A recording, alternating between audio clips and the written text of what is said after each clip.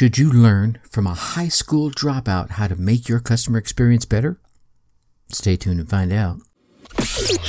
Welcome. Okay, here's the question. Serious? How are we dark horses? You know, the ones everyone is betting against, the ones they don't expect to win, place, or even show on the track, and they'll even laugh on us when we talk about trying. How do we show the world our greatness and triumph? Come on. Well, that's the question, and this podcast will give you the answers. This is The Dark Horse Entrepreneur.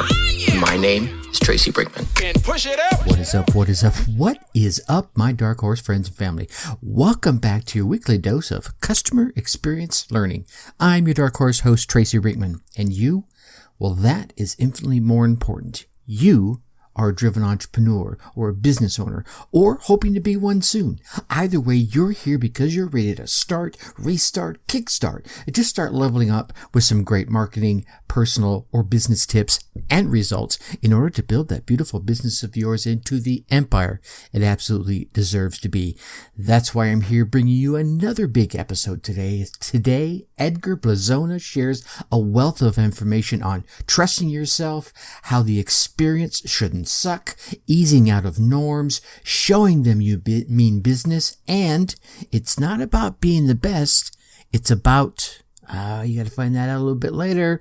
Plus, I want to let you in a sneak peek for next week's interview episode guest who used to work side by side with Jeff Bezos at Amazon.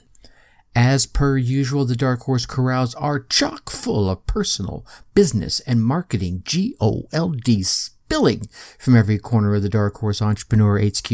So let's get to the starting gates and go. All right, my Dark Horse friends and family. Today's guest is Edgar, I want to say this right, Blazona. Now, Edgar is a modern American furniture designer and the founder of the wildly popular DTC sofa brand, Benchmade Modern. Now, Edgar was a high school dropout turned graffiti artist, turned serial entrepreneur. And Edgar got his start in the furniture industry because of need. You see, he, like many of us, was young and broke. And his first apartment, had no furniture. Thus, necessity became the mother of invention. Now, he has started a number of companies, including Modular Dwellings, which is a prefab backyard shelter company. Maybe we'll get him to share a little bit about that. Now, but Edgar sharpened his skills, right? His entrepreneurial skill in the corporate world with Pottery Barn and Restoration Hardware, a little competition from my old days I was telling him about. But in there, he saw that customers were accustomed to waiting 3+ months for sofas and sectionals that really could be made in a much shorter period of time. And he realized there was a better way. So thus, he founded Benchmade Modern back in 2015. To be a disruptor, Edgar the Disruptor. Benchmade Modern provides sofas and sectionals. I believe it's in 5-inch increments, custom everything, custom configurations, custom desks, custom fabrics, yada, yada, yada. All this custom fabric can be dropped at your doorstep in weeks versus months. Edgar, wow, that's quite an introduction. There's a lot to unpack there. Welcome to the Dark Horse Entrepreneur, brother. Yeah, thanks for having me. It is quite a bit to unpack. That it's a mouthful for right? Sure. No, but you can't sell anybody short. I want to first off, I want to welcome you, obviously, but I want to shut up my babbling mouth and let you tell your story, the good, the bad, the ugly, the ups, the downs that kind of brought you to where you are today. Yeah, that's quite the story. It might be too much of a mouthful. I'll try to condense it a bit. Sure. Yeah. So I grew up in San Francisco. I was a teenager, obviously a high school student, and I was using graffiti as my art, and as a way to also be rebellious. I was kind of marrying the two, I wasn't into following the norm, so to speak. And from there, I started this small business called Graffiti Graphics. I used my friends as this group of painters.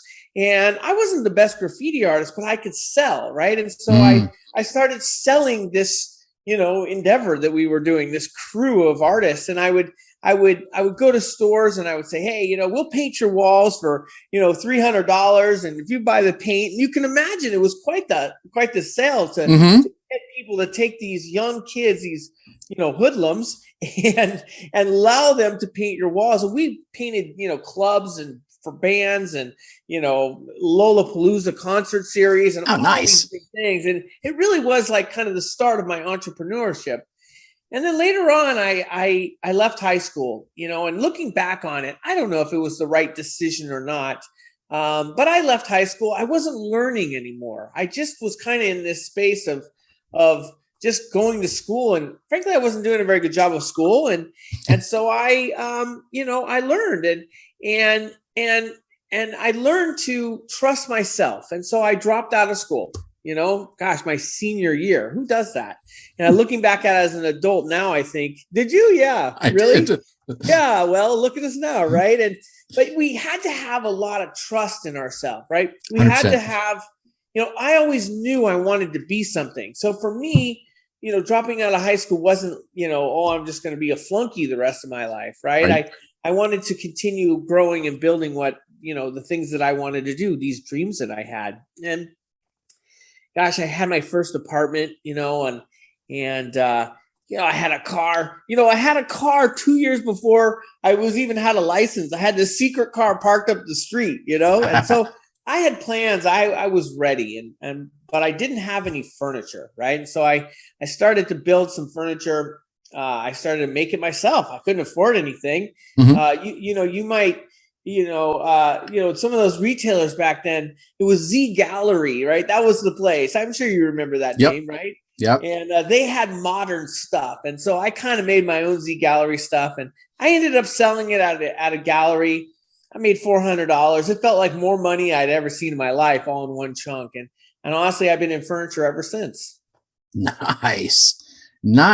Now, inside there, you in the intro there, obviously you had been working for some of the big names, the Pottery Barns and the Restoration Hardwares, where you saw these folks willing to wait long periods of time. And like I mentioned to you earlier, back in my front gate days, we would go out there and create these, really focus more on the outdoor furniture. We had some indoors, like bar stools that were high end, but we create these, these amazing pieces of furniture that will go out on their back decks, and they were willing to wait forever for it. Right. Of course, they were also paying through the nose for this high end furniture as well. Where did you make that link of saying, okay, you guys are willing to wait 3, 5, 6 months, where really I know how to get this done in 4 weeks? Yeah, great question. I started with what's funny about that journey is, I'd go to these dinner parties, and it's like the contractor who goes to someone's dinner and they're like, oh, hey, take a look at my basement. Like, can you look at my foundation while you're here? Right? I get the oh, you're a furniture designer, you're a furniture guy. Like, I ordered this sofa from Pottery Barn or these chairs from Front Gate, and it took 16 weeks to get there. And man, its experience sucked. And by the time it got there, it was broken, and the shipping guy was late, and all of the things that you hear constantly. Right. And I just got sick of it, honestly. Like, I just started to think the sofa buying experience, or frankly, at that time, the furniture buying experience shouldn't suck. Like, it just shouldn't be this thing that's a drag, right? And so I went out, I kind of set out to change that. And, one of the things was, why does it take so long, right? It doesn't take that long to make, how could it possibly take so long? And so I started to make sofas. And interestingly, I made those sofas in the very beginning. You could pay a little bit extra. You could get a sofa made custom in 24 hours, right? And it turns out it wasn't a good business model. You would think it would be, but people get a little leery when, Restoration Hardware takes 16 weeks. How can you make it in 24 hours, right? Right. It's got to be crappy. Yeah, it's got to be too good to be true, right? Yeah, something's wrong, right? And so, we really, throughout the first, 6 months, a year, we fine-tuned the process, and we realized that people were afraid of something that could be custom made faster than it took to ship, right? If you could make it faster than it could ship, then there must be something wrong with it. Right. And they've been trained, right? They've been so trained over the decades that this is how it is. Yes. And frankly, that training works in the other direction, right? We are so trained, Amazon. And before that, FedEx. FedEx is an amazing business, right? You Mm-hmm. can put something in an envelope and a day later it's in New York, right? And at the address. Just like get your head around that. It's really far, it takes a long time and to process and someone's hand carrying it and whatever. Amazon did the same thing with shipping. And I don't think we realize we're almost numb to that, how amazing that is, right? Yeah. And so when you order a sofa, it takes us anywhere from a week to 2 weeks to get it across country to you. It ships in a giant truck, truck drives it to you old school style, right? It doesn't fly on an airplane, it drives, And so I think people have forgotten that. And we have to still kind of play in that game because we've taught people that you can just order something online and have it tomorrow. But with the sofa, you got to wait a little while. We got to make it and then you got to ship it. Right. Yeah. And there's a cost associated with both of those. Absolutely. I think it's one thing to be like, I'm going to assume your facilities are up in the Bay Area in Northern California, correct? We have two facilities. One is in Los Angeles. Los Angeles is like the West Coast hub for upholstered goods, right? Okay.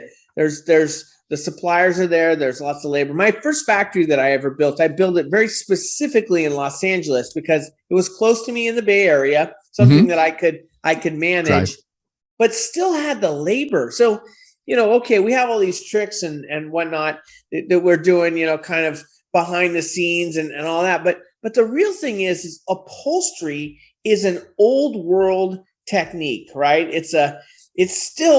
It takes someone who knows how to, stretch the fabric and pull it around and staple it correctly. And so you have to have skilled labor. And when you're making as many sofas as we do these days, we got to have a lot of skilled labor. So Los Angeles works really well. We have another facility in Dallas, just outside of Dallas proper. And, that's where we make all our stuff. It's all made in the U.S. and we're pretty proud of that. That's, I think it's a pretty important point as someone is out there delving into an arena, whether it's upholstery or something else, that there's usually a pool of the labor that they're going to need in different areas because of, just nature of the beast, right? Yeah. You want someone that knows how to do dairy. You probably want to come up here to the North Midwest because, man, Wisconsin's all about the dairy. They know their dairy inside and out. Yeah. And so to set something up maybe in Arizona, do dairy, probably not a good idea. Yeah. So you got to think through those things like you did. Totally.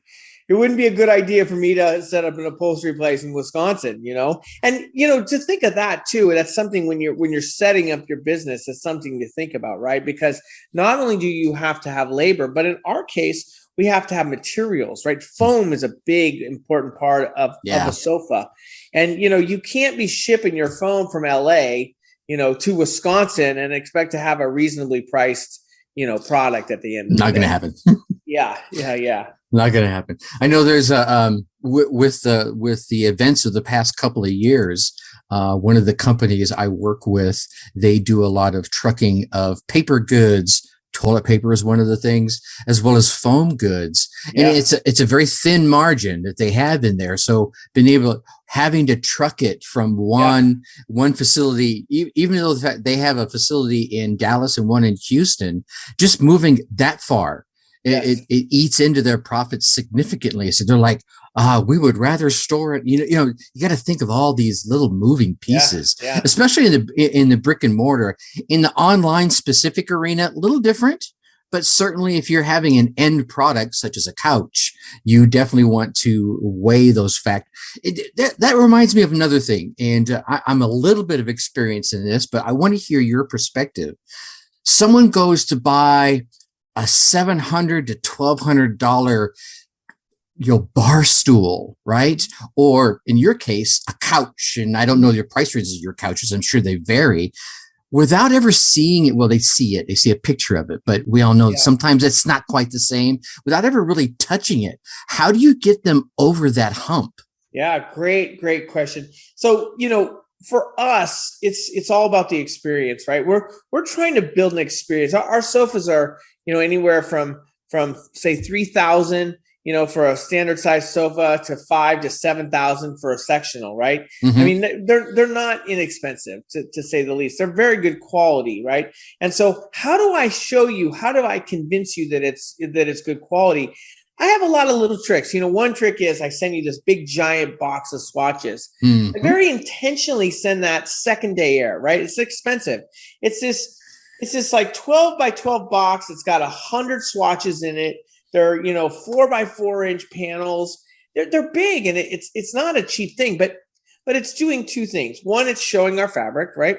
Mm-hmm. But on the other hand, it's kind of showing you that we mean business, right? You get this thing in the door, and it's the first one there, and it's like, whoa, this is badass, right? Yeah. And then you get these other envelopes from other companies, and you're like, well, look at those guys. And whether you realize it or not, I've kind of set the tone for what the standard should be, right? Yep. So that's one hurdle.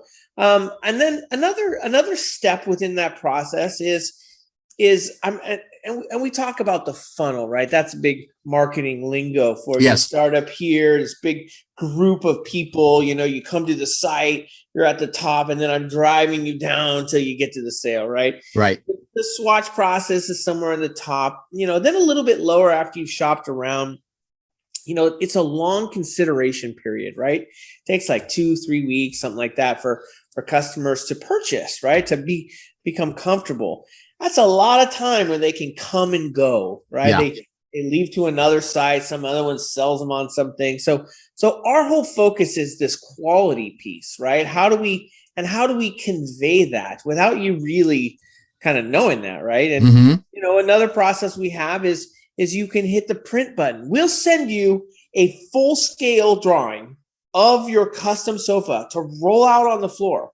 Like a giant tube of paper that you roll out on the floor, whatever size sofa you chose, a corner sectional, all that. You lay it on the floor. You check to see, can my husband fit in between the arms and take a nap, right? Can my family sit on each cushion? Does it fit the room and all that? That's just another step. And it's a very tactile step, right? Mm-hmm. And it's designed to be that, right? And it's this experience. It's not like buying a t-shirt, right? It's this whole different experience that I'm trying to kind of bring you through to frankly convince and give you confidence in making the purchase, spending the time with us. No, that's money right there. I really like that idea of that full scale drawing that someone can roll out because, like you said, if it's the closest thing you're probably going to get to experience it, the size and how it's going to impact moving things around, and how many of us guys out there, and you're going to raise your hands of no, let's move it over here. No, let's put it over here. Right? Yes, totally. Maybe it's a little easier with the paper, right? Totally. And what you don't realize is at the end of the day, like there's all these kind of things happening in the funnel, right? This mysterious funnel. But what I'm really doing is you are investing your own self in this custom product, right? Mm-hmm. Now you're vested in something that you haven't even bought. You've designed it, you've picked the color, you've picked the size. All of those things are all focused on you making what's right, the right choice for you. Mm-hmm. Right? Yeah. And lo and behold, our return rate is really low, right? Because of that, because we've brought you through this kind of thing. Suddenly you're the furniture designer. You're now listening to the Dark Horse Entrepreneur Podcast. Suddenly you're the one who made this thing happen, and Benchmade Modern is just kind of the ones who made it. And it's very intentional. And, at the end of the day, we send you a great product. It's really good quality and we have very low returns. And I think a lot of that has to do with that process that we bring you through. Yeah, helping them.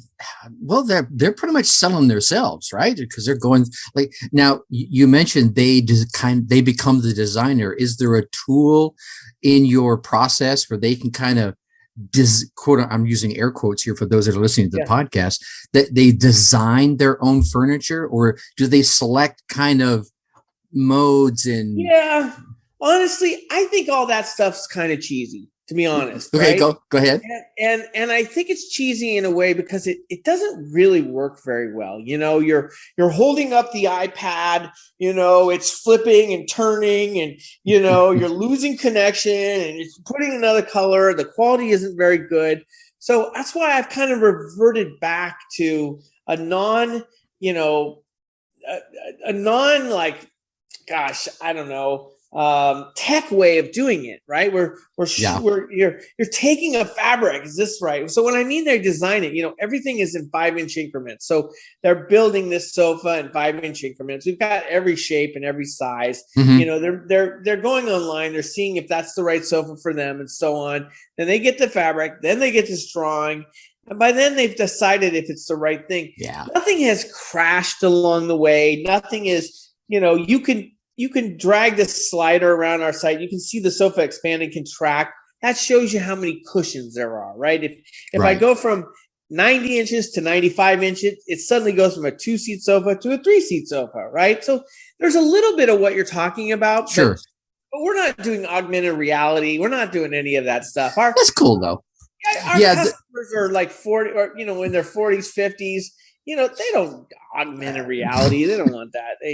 Not yet anyway, right? Not yet. And pretty soon they have the Oculus on. Yeah, totally. And when it becomes better, when the quality of that becomes better, then I'll probably pick that up. But right now, I like these tactile. When I got married to my now wife, I went through the experience of designing my own ring, right? So I wanted my own little custom ring, and I found this cool website, and they had a variety of selections that you went through so you were designing the ring in a controlled environment, kind of like what you're saying. All right, you can do this. You pick the design. Here's the length and everything. And I was invested in it because I was going through and I was making the little tweaks. Oh, do I want titanium or do I want white gold, or do I want the thick ring or the thin ring? You know what I'm saying? Yeah. And so by the time it was all done, and when the ring arrived, I was like, oh. Yeah. It was, I can totally envision what your customers are going through, because when I finally had it, of course, they sent the picture, here's the final design, make sure you approve it, yada, yada, So by the time I was sold, it was, the money was whatever. Give me my ring, give me my couch, right? And I'll bet you $1 million. I bet you told someone, look at this ring I designed, right? Yes. and you didn't really, but you felt like you did. And that's what's fun. And that's what made that ring buying experience excellent. And 100%. What you just described is what I try to convey to my team. They turned you into a brand advocate. Look at the free commercial you basically just gave them, right? Right, 100%. You just did that. And that's what we try to do with sofas, right? We want you to, our best advertisement is when you tell your neighbor what a great sofa this is, and that's an important piece to our sales, kind of motto. I think that's what every business wants out there, right? They want people becoming brand advocates. The folks are waving the flag for them, right? Yeah, we're still going to advertise and do all that noise. But man, when a customer says, John, let me tell you what about this couch, man. Let me tell you, right? Yeah, then it's you can't pay for that kind of advertising. No. And it's the best. And we work really, really hard to make sure that every struggle, every problem that there may arise, but like I said before, buying a sofa shouldn't suck, right? Like experience should not suck. And so we do everything we can to take that bad experience and turn that into a brand advocate, turn that customer into a brand advocate, so that they're out there going, man, you know what? Like, this thing happened, but they turned it around and they flipped the script on me, and man, this is a great thing. And I love these guys, That's awesome. And that's pretty cool. And so we strive for that. Sweet. And I think we all should, 100%. Here's a question for you. Given the price ranges that you're playing in, right? It's not every Joe Schmo is going to be going over to your website. Do you have like a white glove service where it's like, you know what? Yeah, it's coming across to you in that truck. You just have to point us in the corner where you want it, and we're going to unload it. We're going to do everything, and we're going to take away all the goods, and you don't have to do anything. You have one of those in your Yeah, we sure do. We'll ship for, I think it's $99 curbside right now, and then maybe $300, $350 for white glove, right? And they'll bring it into the home. They'll unpackage it, they'll bring it into the home. they will put it in the right place. All of the things, they'll set it up for you. It's quite a service. It's, gosh, when you're buying a $5,000 sofa, it's well worth it, and just to know, that you're not going to drop it or something like that on your way in and, dig a corner, and suddenly you've got a whole nother problem on your hands. So I think the white glove experience is really good. And, whether these days it's actually with white gloves, you find some guys that actually wear white gloves. They don't all wear white gloves these days. I wish they did, though. That would be super cool. That would be money, right? Yeah. Okay. I would pay extra. I want an actual white glove service. Yes. All right. So along the path of firing this awesome company, I urge everyone to go check this out. And we're going to be sure to get all the website and connection information from you in a little bit here. But I know building something like this is challenging, right? And inside challenges, often there are hilarious stories to be shared. You have to share at least one of these giggle moments. Gosh, what's a giggle moment? Boy. Well, I'll tell you one. I don't know if it's a bad moment, but it certainly is an interesting moment. Okay. I used to do all my Bay Area deliveries, right? I thought, okay, I'll be the white glove guy, I'll we'll ship it to a warehouse here, and then I'll go pick it up in my truck, like my actual pickup truck, right? And I would bring a guy if it had to go inside or not, and I would often use dollies or whatever to bring it inside, even if the customer didn't have white glove. You'd be amazed what kind of delivery I can do into your home, up some stairs by myself, right? I know a few tricks, right? I was delivering to a home in Palo Alto, and I used to do this delivery for a couple reasons. One, it was early on in the company. It saved me a couple $100, each time. That adds up, right? That's like, almost a paycheck at the end of the month, right? Right. And so it was really important that I did that. Another thing, it allowed me to see what my customers' homes look like. As a designer, does the scale of my sofa fit inside these homes, right? It also taught me, I used to have up to 12 feet. Getting a 12-foot sofa in a customer's home is a nightmare. If there's a single turn, if there's even a turn, down a pathway outside, it's difficult. So I learned that 12 feet is too much. So funny story, I go to this home in Palo Alto, right? I got my truck, I got my dolly, and I'm dragging this thing in. I get it into this home. It's a modest home, but nothing in Palo Alto is too modest, right? And these people start asking me questions, and they're saying these, things, and they're asking me these pretty like on point questions. And you coming from, your old days of Front Gate, you would pick up on these questions too. And they're asking me things that, someone from the industry must know. And I'm answering them, and I finally say to them, where are you from? Like, why are you asking me these questions? Right. Turns out these two people, it's the husband and wife founders of house.com. Oh. Now, if you don't know House, it's this giant site of, looking at pictures and of people's houses. And it's a huge business, a public company now, right? Uh-huh. I was there early on. They had just started House, and they were grilling me, the delivery guy, on, what the costs are, all these things. And it turns out that I started grilling them like, okay, you have this site. How come you don't sell any furniture? Like, why do you have all these people on your site? You sell nothing. Like, how crazy are you? And so we're going back and forth. It turned out that I ended up being their first test program of something that they sold. And nowadays they sell all kinds of things. They sell lots of brands and all that. But what an experience of just being the delivery guy and happening to show up on these people's home. It was quite the day. That's magic right there. It's a small world, isn't it? That's you're just going, what? Yeah, totally magic. And in fact, I called them up later on. We raised a bunch of capital to launch Benchmade Modern, and I called them up to ask them for some advice. I got some really good advice from them, and they helped me along the way. So I guess we have a little bit of a relationship now. That's awesome. And I think therein lies some of the magic in connecting with your customers at that level, especially in the early days, right? Yes. Do whatever you can to go above and beyond, even if you're doing it because you're trying to save a couple of bucks. Still, as far as the customer is concerned, you're bringing their product to them, and you able to make some connections. You probably learned a lot in the process, like you were saying, and now you've got that little relationship going. 100%. I love that kind of moment. During the pandemic, I don't know if you remember, but right when the pandemic started, we were all like going into our homes, right? And we stopped seeing our friends. And those very first Zoom meetings, and you'd see your friends be like, "Oh my God, I love you. Like, I miss you," And here in the Bay Area, we were having dance raves, right? We were having these big giant Zoom parties, everyone dancing in their living room and all that.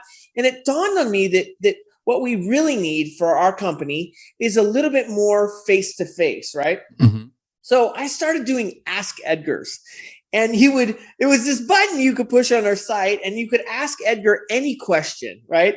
And then you would ask me a question. Sometimes it would be about a sofa, but oftentimes it wouldn't be about a sofa. It was Ask Edgar anything. And I would take the time to film these videos answering your question, because I wanted that face to face. You type this question, and then I would sit up and set this video up and answer this question. I got a few oddball questions, but it was really fun to take that moment to connect. And I really felt at the time that was most important for our company, even more important than selling a sofa, but was to connect with the customer in a way that it made them feel good about that experience. And I really do think that's a valuable part of business, and we lose that a lot as direct consumers. 100%. Yeah, especially through going through the Amazons and the online pieces of the world. A lot of that, you're right, gets disconnected. Because I can remember the days, of having to do everything on the phone, and things. Hey, it's going to take 6 to 8 weeks to get to you, because that's what shipping was back then. That was. All right, so let me do an Ask Edgar for you as we start to wrap this up. Let's ask Edgar, of all the entrepreneurial experience that you have, all the way from your graffiti days up to now, what would be your, let's say, top marketing tip for our burgeoning entrepreneurs out there? Wow, top marketing tip. Let me think. Well, it's a two-part answer. One is, the first part is good press, right? Marketing right now is so expensive. A click, a Google click, a Facebook advertisement, all that. The auction process of buying those AdWords, all that is super, super expensive. And so good press can go really far. Affiliate marketing, which is also sort of in the press arena. However, one caveat, I'm married to a PR person, right? No. So I do have a little insider scoop, but that's what it is. It's insider scoop, right? And what press does is, if you have, everyone thinks they have the best sofa, the best, restaurant, the best whatever. Everyone thinks that, right? That's not good enough, right? No writer cares about that, because everyone reaches out to a writer with the best whatever. So you have to have something that is actually writable, right? So you have to create something. Maybe you're doing it purely for the press, or maybe you're just standing behind what you do that's so great. And you just need to do it in a way. You need to tweak that a bit so that it's actually worth writing about. And once you marry that together with good press, then I think that's frankly the best marketing tip that you can have, the best marketing vehicle that you can have, for sure. That's 100%. That's money right there. And anyone listening, you probably want to back that up and listen to it over again, because he's right. PPC and all the different pieces of marketing that's out there is gotten really crazy expensive. I started doing Facebook marketing, a decade ago now, and it was easy, right? Yeah. You knowing nothing could get out there and you could draw clients in like magnets. Now, you could easily lose your shirt. But go ahead. One interesting point about press too, that advertisement doesn't happen. Press lives forever, right? Advertisement only lives for as long as you pay for it. Yeah. Right. That's a big key. That's a big true. Key. That's true. Key. But please, as I say this, and as I can hear my wife kind of telling me in the background, you have to have something that's actually pressworthy, right? It can't just be, I make the best hamburger, right? It's not interesting. Everyone makes the best hamburger. So you got to find a way to have an angle to make it worthwhile. There it is. That's the magic word right there. That angle. Edgar, man, this has been money. I can sit here and chat with you for another hour or so, but I want to be mindful of your time. Let's give everybody all the great connection points, the websites, any email addresses. It's they want to learn more about you and your furniture. Where we want to send them to? Sure. They should come to benchmademodern.com and check us out there. Definitely, like I mentioned before, order the swatches. You want to know about us? Order the swatches, touch and feel those things. They're really, really, really nice. You can use a code, use Dark Horse 15 for a 15% off code. And you can use that at any time, for your listeners and so on. They can pass that around. And I'm at Edgar Blazona at Twitter. If you want to send me a note there, I'm happy to answer, any questions. Honestly, I just try to be helpful. We're all in this boat together, us entrepreneurs. I really do try to I just hate it when you reach out to an entrepreneur and they just blow you off. But we're all busy. Yeah. So don't send me 75 million questions, but if you send me a few, I'll answer them. I'll do my best to help out as well. We're all in this together. Awesome. Edgar, thank you again so much for hanging out and sharing your story, man. This has been awesome. Yeah, I appreciate it. Thanks for having me. It's been fun to kind of relive some of these stories. Right? All right. There you have it, my Dark Horse friends and family. Edgar Blazona dropping furniture construction bombs on us today. What resonated with you? What clicked? Let me share some thoughts that resonated with me. Thought number 1, trust in yourself. Edgar talked about how he started his first entrepreneurial adventure all the way back in high school, selling his and his friends, his fellow artists' skills to local businesses and events. Yeah, they were using their graffiti talents to advertise those businesses and those events. Then it came to a point where he felt like he was no longer learning in high school, so he left it. Now here's the thing here. He still wanted to continue to grow and to learn. And stepping away from that conventional path of learning took and takes a lot of trust in yourself. Stepping away from what most consider the norm. Let's talk about you and me, right? The norm of the 9 to 5, that cubicle lifestyle, corporate America. Stepping away from all those norms and into an entrepreneurial lifestyle, again, takes huge amounts of trust in yourself. Edgar, you see, always knew he wanted to be something, and he set himself up to steer that course. Now, the question becomes, are you wanting to set off on an entrepreneurial path? Maybe you're already on an entrepreneurial path and you want to expand that path.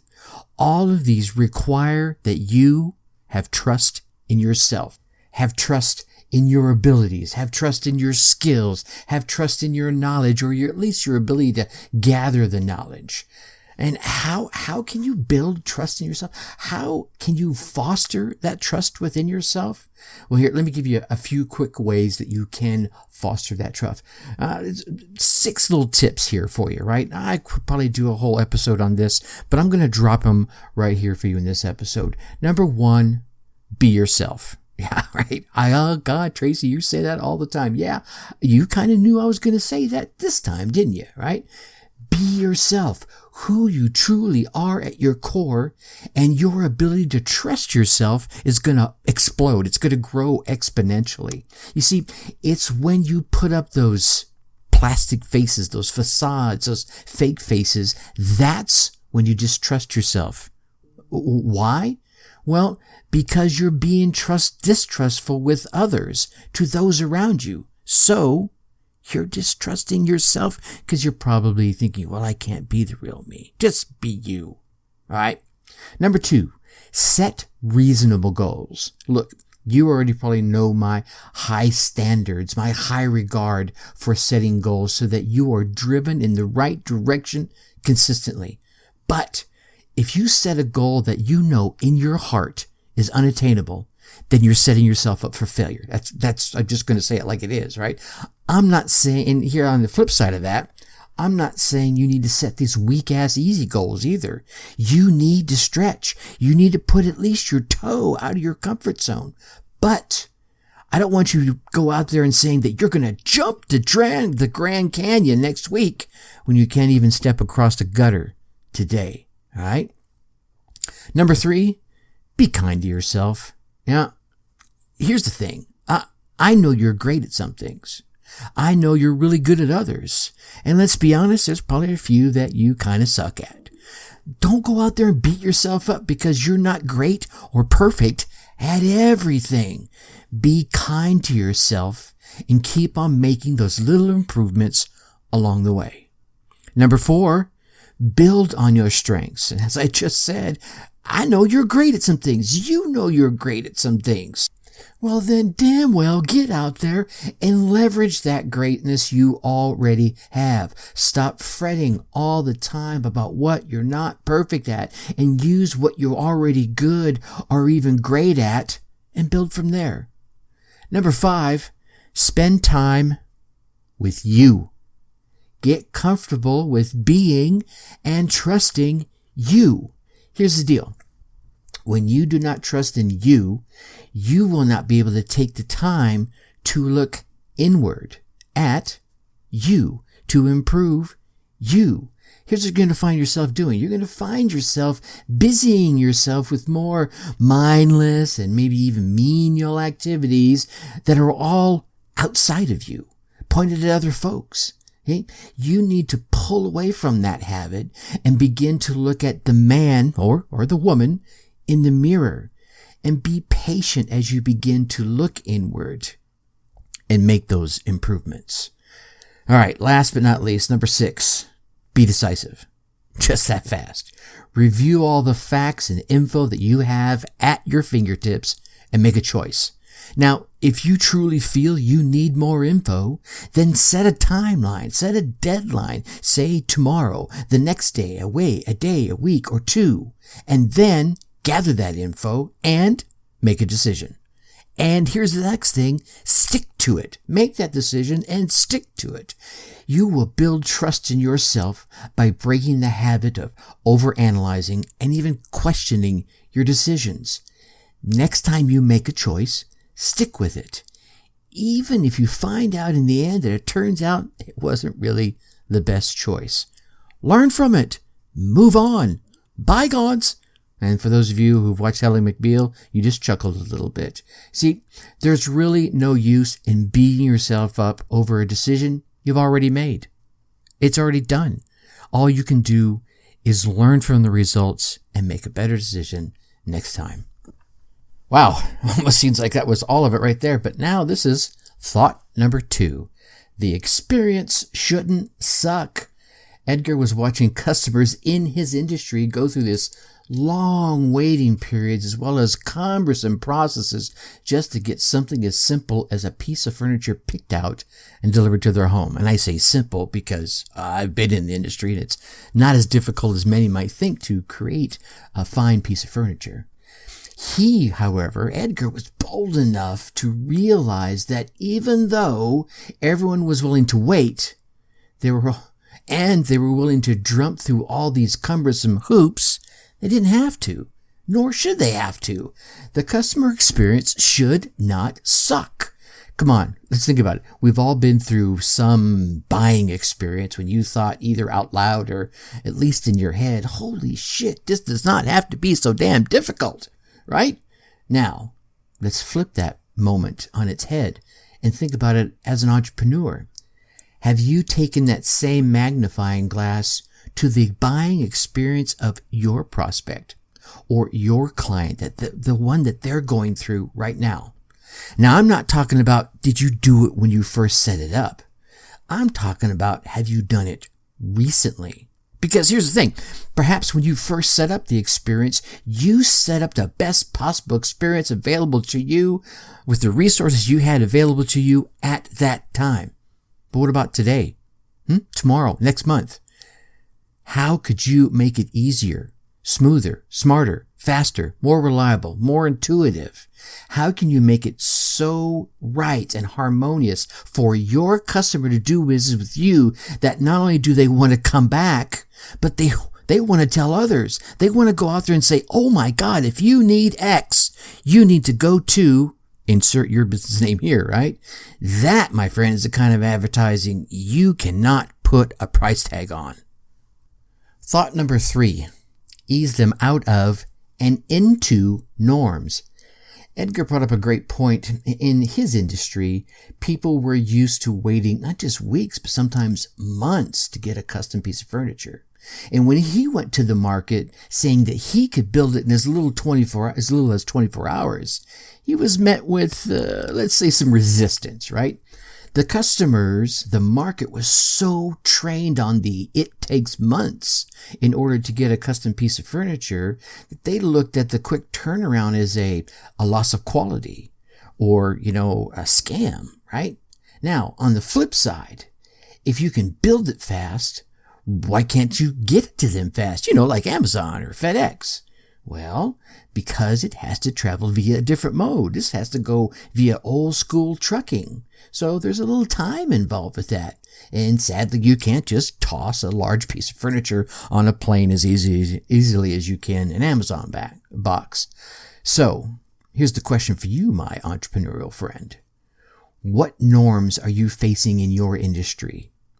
Are you able to greatly improve on those norms? Or maybe just over slightly improve on them? If so, great, do it, but do it with caution. And I would caution you on how quickly you introduce these new abilities, these new standards, these new superpowers to your market, because you don't want to come out with your new superpower and get looked at as one of those, oh, well, that's too good to be true kind of folks, right? That would really just have the total opposite of what it is you're planning to do and deliver to your clientele. If you think about it, there's a number of ways you can address this. Education, for one. You can educate them on how you improved it and, what the old way was and how the new way is better. Or you could slowly roll out, right, for another. Maybe you can do it in 24 hours, but instead of going from 6 months to 24 hours, you go from 6 months to 4 months. That's believable. Then you compress it down to 3 months, you see, and you slowly step them in and re-educate them, right, rather than turning that ship instantly. But there's any number of tactics you could use, but whatever tactic you choose it wisely to ease them out of or into the new norm. And thought number 4, show you mean business. Edgar, in his industry, breaks the norm in his customer experience to show his prospects he means business. And one of the examples he gave is that fabric swatch sampling that he sends out. He invests in this onboarding of the prospect into the experience to differentiate his business from all the others in this experience. So take a minute, if you would. Picture it, right? You've just been online surfing for some new furniture, and you say, yeah, send me the sampling. All right. And the next day, or maybe actually I think he said it was 2 days. 2 days later, you get this awesome big box of 100 fabric samples, each measuring about 4 by 4. You can hold them in your hand. You can heft them, if you will, and feel the weight and the quality. You get to hold them up to the decor in your home to best pick out what works for your design and your desires. It gets you involved. It gets you immersed and invested in this buying process. Then, a few days later, you begin to get envelopes from other vendors who you served at the same time that you reached out to. You get an envelope with a few select 2x2 squares, perhaps some of it's similar fabric. Here's the thing. Which one leaves you with the best impression? Now, my entrepreneurial friend, I want you to ask yourself, of the touches that you make with your prospects, are you sending an envelope like everyone else? Or are you taking the time and the effort to invest in them to a second day air of that beautiful box of samples? Of course, I'm speaking metaphorically here, but you know what I mean, right? Does your landing page look like everyone else's? Does your freebie, or as they call it, ethical bribe, deliver the same stale, dry content as everyone else in your industry? If so, how can you show them that you mean business? I mean, after all, shouldn't you invest in them in as much as you're asking them to invest in you? All right. What inspiring ideas, tips, or thoughts resonated with you? Whatever they were, take some time, like right now, as soon as you can. If you're driving, go ahead, pull over it, for a safe moment, and write them down. That way you can get out there and put them in action, right? Yeah, you get out there, you run your race, you get your results, and then let me hear about them. I'm serious, right? Tracy@darkhorseschooling.com. I want you to email me, share the tips or ideas that you came away with, how you implement them, and what results you got. Heck, probably bring you on the podcast here and let you share your story. Now, next week, our next interview episode guest is going to be David Sellinger. Now, David was an early employee at Amazon and worked directly under Jeff Bezos. What's he doing today? Well, today he's inventing the next best thing. Well, it's actually probably the next big thing in home security, Deep Sentinel. You are not going to want to miss this AI intelligence and entrepreneurial gem-packed episode. Now, by the way, if you're looking for some help with your podcast, whether you're looking to launch one, you already have one and need some help editing and promotion, or if you're looking to monetize your podcast, please take a minute and reach out. Again, that email address is tracy@darkhorseschooling.com, or you can go to darkhorseschooling.com/coaching. Put your information there. Let's chat. I'll make sure you come away from that chat, that quick conversation call, with a success plan, some tips and some ideas that you can take out there and start putting in action right away. Again, that's darkhorseschooling.com/coaching. Let's see how I can be of service to you in helping you start, restart, or kickstart your business and your podcast.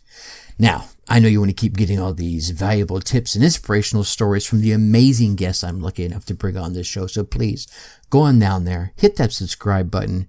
While you're there, give us a 5-star rating. Yeah? Drop us a few words, some kind words in the review. And of course, do not keep all this entrepreneurial GOLD all to yourself. Share the podcast with other entrepreneurs and business owners that you know will get value from it. And with that, I'm going to leave you as I always do. Think successfully and take action. Thank you for listening to the Dark Horse Entrepreneur Podcast. And you know this! Thanks for tuning in. Check us out at www.darkhorseschooling.com. All right. My name is Tracy Brinkman.